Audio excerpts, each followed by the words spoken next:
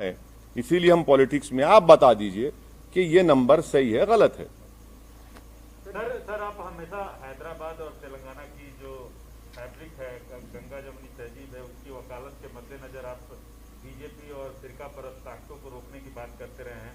उसी के मद्देनजर आप केसीआर को भी सहयोग करते रहे हैं कई चुनाव में, मतलब लोकसभा और विधानसभा में।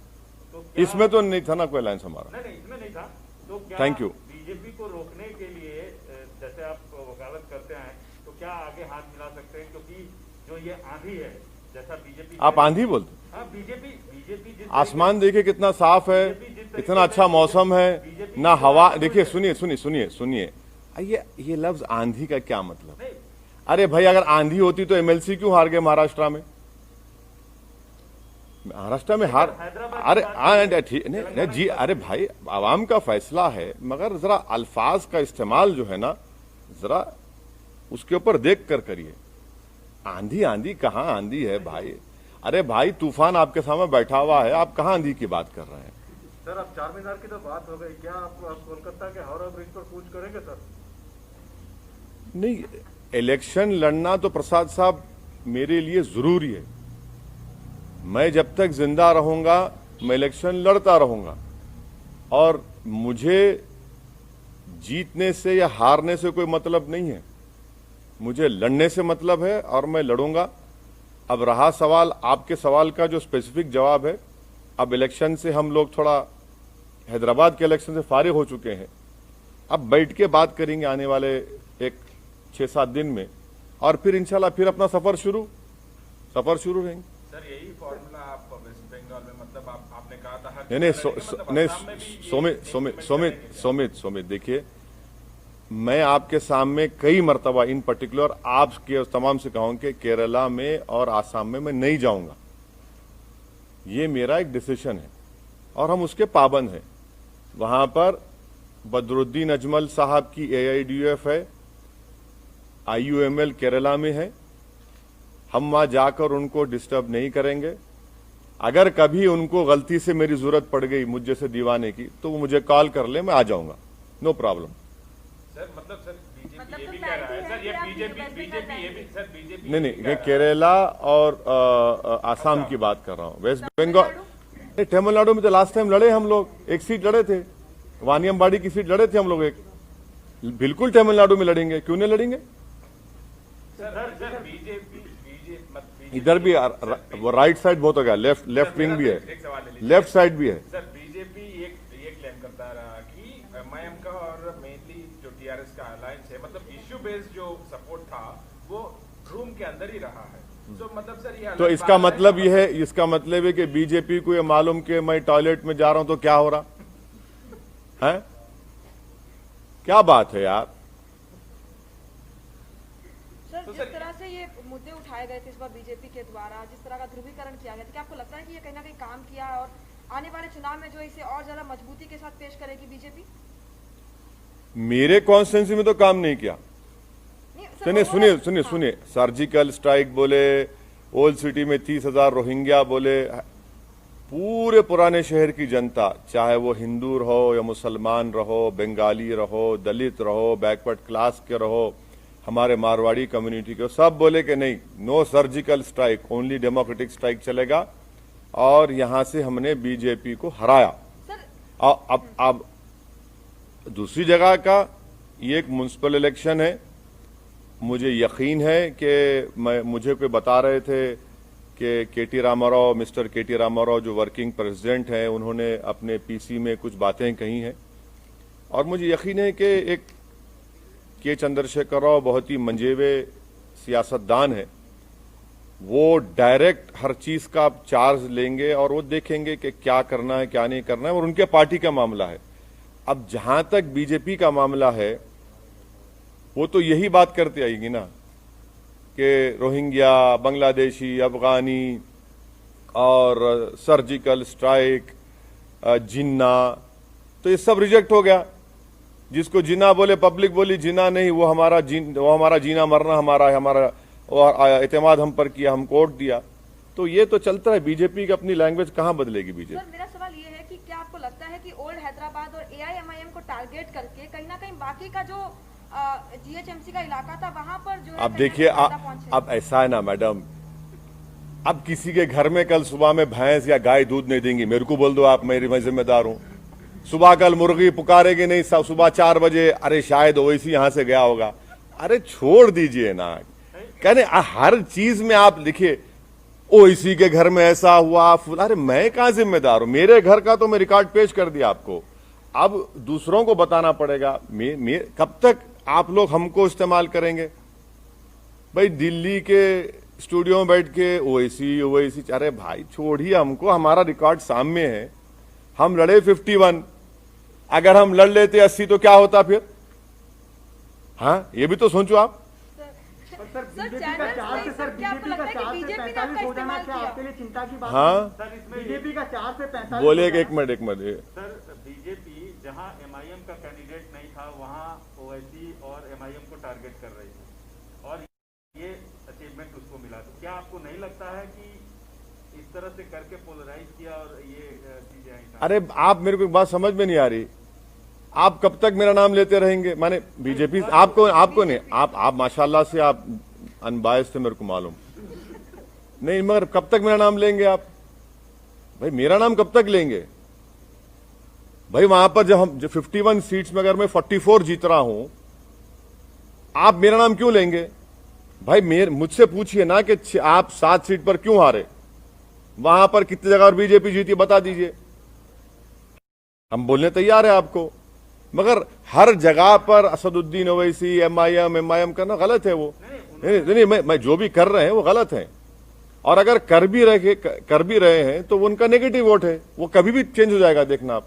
सर जिस पार्टी की आप, अरे उनको बोलने दो हमारे। अगर आप टीआरएस से हाथ मिलाते हैं जीएचएमसी इलेक्शन में, आप टीआरएस के पास जाएंगे या टीआरएस आपके पास बुलाएंगे?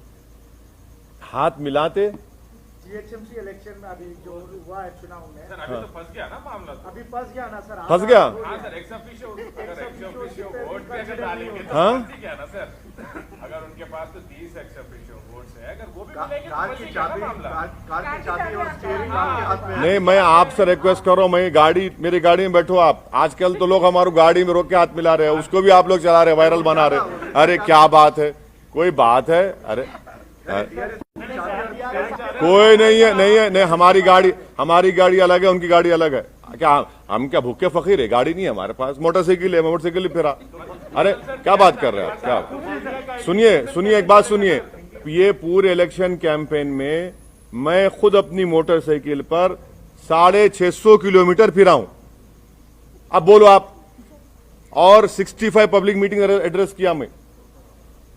अब रहा सवाल कि आपका इनडायरेक्ट, नहीं, मेरी गाड़ी अच्छी है, मैं आप तमाम को दावत दूंगा, अगर कभी बैठना है तो आइए, लिख जाता हूं आपको, हैदराबाद का दिखाता हूं आपको।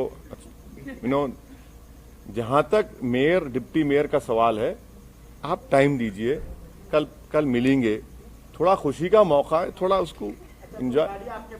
नहीं, गाड़ी नहीं है मेरी गाड़ी। देखिए सुनिए, जहां तक एमआईएम पार्टी का जो डिसीजन होगा वो मैंने फिर से आपको रिटीरेट कर रहा हूं, फिर से बोल रहा हूं कि हम अपने पार्टी के एमएलए से, एमएलसी से, पार्टी के सीनियर लीडर से, हमारे पास एक प्रोसेस है, हम लोग बैठेंगे, बात करेंगे, उसके बाद बताएंगे आपको। इतनी जल्दी क्यों आपको है? हेडलाइन न्यूज आप जब बनाइए, अभी क्यों बनाएंगे? सर खुशी का मौका है सर, आपके लिए खुशी का मौका है, बहुत खुश हैं। टीआरएस हारी है, आपकी दोस्त है, हारी है, आपको फिर भी खुश है, बताइए। नहीं, देखिए आप क्या बोलना चाह रहे हैं? नहीं, क्या बोलना चाह रहे हैं आप? बोलिए क्या, आपने क्या बोलना चाह रहे हैं? नहीं, अरे देखिए ना, बगैर आपके सपोर्ट के तो आगे नहीं बढ़ सकते सर। अरे भाई साहब, ये तो अभी तो इस रात को तो गुजरने दीजिए, कल सुबह का सूरज नया निकलेगा, कल बात करेंगे, बात करके पार्टी में क्या होगा, क्या करना है, कैसा करना है। हम कहां छोड़ के भागेंगे आपको? ना आप छोड़ेंगे ना हम छोड़ेंगे आपको, फिक्र मत करिए। ऑलरेडी कॉल नहीं आया है सर। हाँ, आपको कॉल ऑलरेडी, मेरा फोन आप रख लो, सुबह तक अगर आप सो गए तो आप मेरे को सुबह लाके दे दो, आप रख लीजिए फोन, मैं देने तैयार हूं आपको मेरा फोन। एक सवाल पूछ ले सर, एक सवाल। एक सेकुलर पार्टी लॉस की है, उसका आपको दुख है या खुशी है? हाँ एक सेकुलर पार्टी लॉस की है यहाँ पे। नहीं, मैं आपसे कह रहा हूं ना कि यकीनन मुझे इस बात का पूरा यकीन है कि के चंद्रशेखर राव एक ना सिर्फ तेलंगाना बल्कि साउथ इंडिया का एक बहुत बड़ा पॉलिटिकल चेहरा है, और वो जब सामने आएंगे और आ रहे हैं, वो देखेंगे उनकी पार्टी का मसला है, क्या क्या हुआ क्या नहीं हुआ, क्या करना चाहिए कैसा करना चाहिए। टीआरएस अभी भी तेलंगाना में रूलिंग पार्टी के साथ साथ एक फॉर्मिडेबल पॉलिटिकल पार्टी है, और एक तेलंगाना की जो रीजनल सेंटिमेंट है वो उसको रिप्रेजेंट करती है। उस बात को आपको समझना है। और यकीनन उनको नहीं मिली, वो नियरली 42-43 सीट्स पर उनको नाकामी मिली। मुझे यकीन है कि केसीआर इसको देखें, क्योंकि उस आदमी का पॉलिटिकल जर्नी मैं जानता हूं। जब मैं एमएलए था अकेला असेंबली में, जब से इनको देख रहा हूं, वो देखेंगे।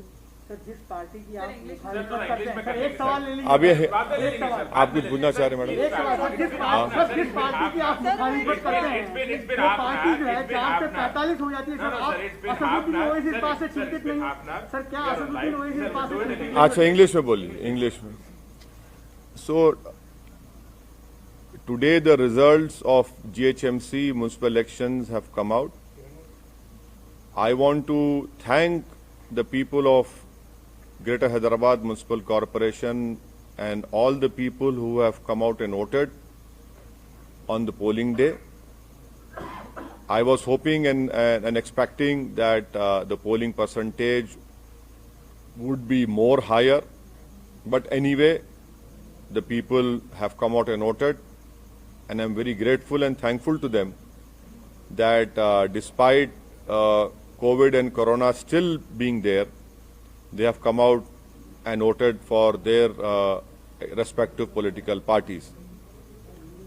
I am thankful to the Almighty Majestic Allah Subhanahu wa Ta'ala for His great blessings, and I'm also thankful to the people of Hyderabad, the voters of those 44 municipal wards where MIM party could regain them. I'm extremely thankful, and I have no words to thank my party members, my MLAs, my MLCs, my colleague from Imtiaz Jalil who had come down and campaigned here, and to all of them whose hard work, alhamdulillah, Allah subhanahu wa ta'ala and the people of Hyderabad have rewarded us. We were able to retain the 44 municipal wards out of the 51 we had contested, and this is the highest strike rate of a political party. And let me also please remind you that 5 years ago MIM had contested 60 municipal wards and we could win 44. This time we contested 51, we could win 44. And to all the national channels, I would urge them to listen to what I am telling now, that in the Hyderabad Parliament constituency, which also includes the heart of Hyderabad, जिसको हम बोलते धड़कता हुआ दिल of Hyderabad, where BJP said we'll do a surgical strike, the people of Old City have done a democratic strike on the BJP and Sangh Parivar. In the Hyderabad Parliament constituency, there are 44 municipal wards. MIM party contested 34 and we won 33. This is the same number which we contested 5 years ago, and now it is the same number. In Chivalla Parliament constituency, we contested 2 municipal wards. We again retained them, alhamdulillah. In Malkajgiri Parliament segment, we contested 3 municipal wards. We could not win.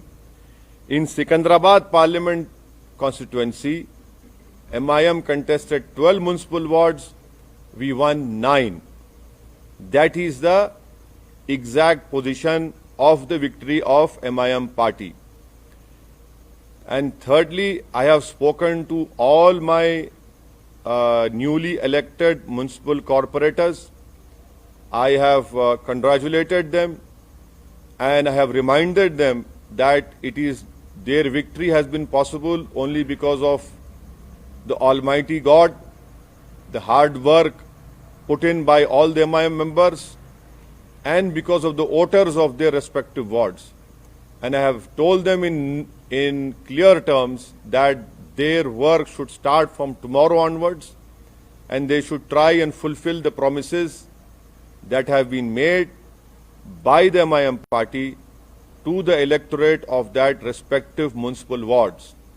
And may I also tell you that this victory also shows that MIM party's continuous work of being in the midst of the common man, representing them, being in their happiness, helping them when they are in trouble, and helping them whenever they required any helping hand. That is why the MIM party could retain 44 municipal wards.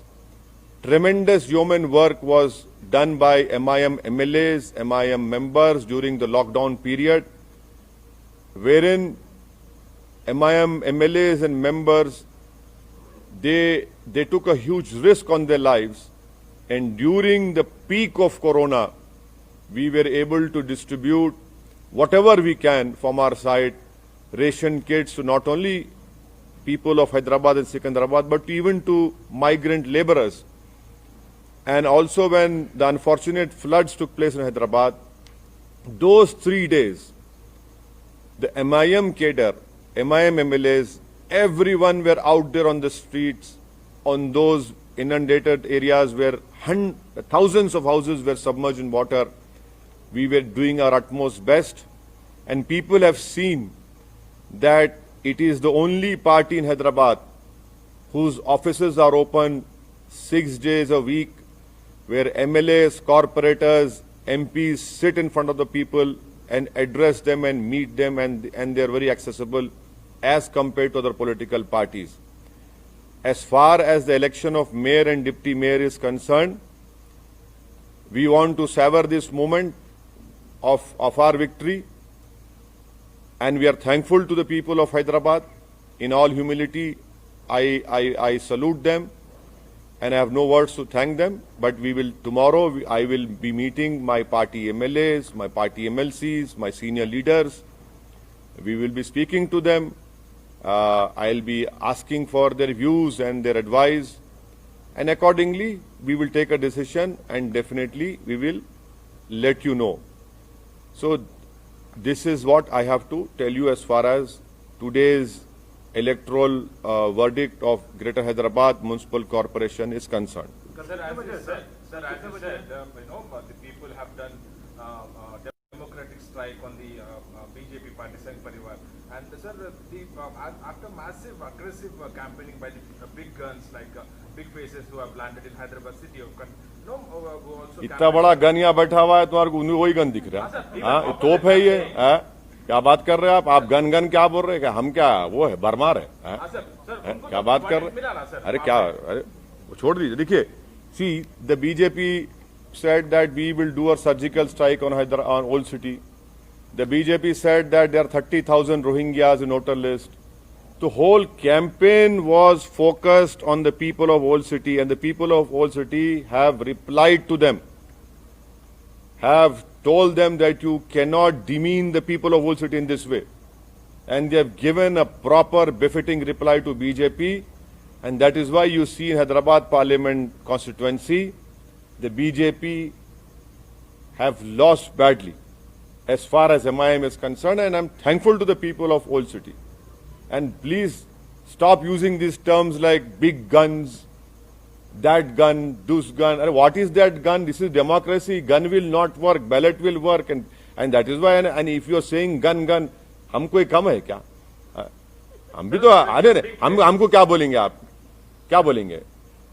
Cannon बोलेंगे, हाँ We'll use big face. हाँ वो बोल लो, big face छोटा face वाले चलता, but ऐसा no को बोलो आप, गन है। Verdict तो clear है ना sir, that is a spectacular win. अब you see the, you know, your love for BJP comes out when you ask me a question, so I cannot stop you for that. So, but if they've seen 100% increase from last year, how do you see that big jump from the BJP? Yes, What it worked is. out for them? Yes, it is a verdict given by the electorate of Greater Hyderabad Municipal Corporation, but I am not privy to the affairs of BJP or TRS.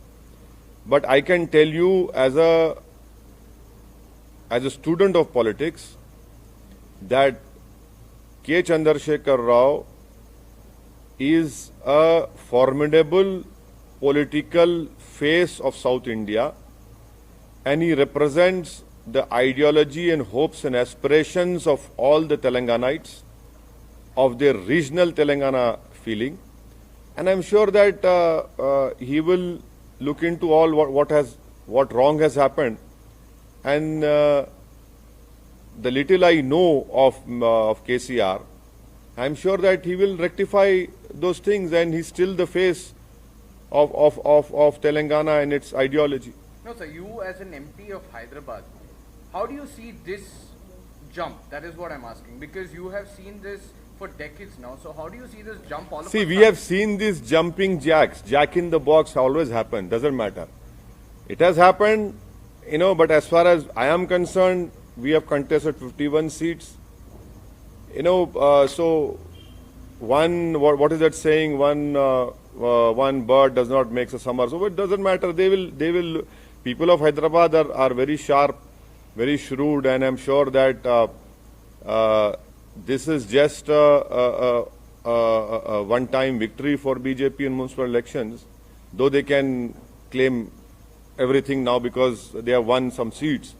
But definitely in the long run, you will see that things will definitely improve, and their increase, which you are saying, jump and whatever it is, but it will not, it will come down. Sir, well, this formula will be implemented in the West Bengal, as you also said about Assam and Kerala and Tamil Nadu. Just also say that. No. As far as contesting in West Bengal is concerned, I am free from the elections of GHMC. I will speak to my people from West Bengal, and then we'll decide what is wrong in contesting. You must contest elections. A political party must contest elections. We know. See, I am not afraid of losing elections. I have said this many times, and we'll decide what to do. Anything else? Thank you so much. Good night.